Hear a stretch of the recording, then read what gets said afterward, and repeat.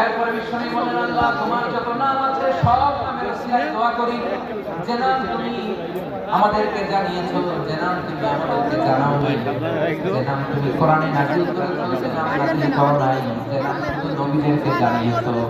আর আল্লাহর এমন কিছু চমৎকার চমৎকার সুন্দর সুন্দর নাম আছে, এই নামগুলো রব্বুল আলামিন কাউকে জানাবে না। সুবহানাল্লাহ বলেন। আমরা তো 99 নাম জানি, 100 নাম জানি আমরা, কিন্তু আল্লাহর এমনও কিছু নাম আছে যেগুলো আল্লাহ বিশ্ব নবীরও জানায়। এগুলো আল্লাহ ইলমুল গায়বে রেখে দিয়েছে। 10 আল্লাহ তোমার যে নামগুলো জানি, যেগুলো জানি না, যেগুলো কোরআনে আছে, যেগুলো নাই, যেগুলো নবীর খাস ভাবে জানে, ওগুলো উসিলা, যেগুলো তুমি জানাবাও না, তোমার ওই নামের উসিলা তোমার কাছে চাই।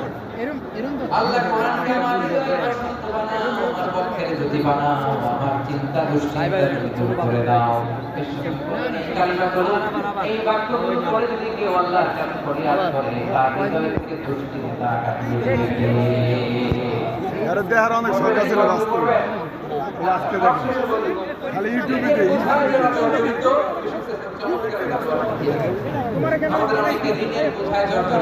আরে বাপুরে দেখতে পারি। এক সাহাবীর নাম আবু উমামা, নামাজের অর্থ হয় না, মসজিদে কি সাহাবী বলে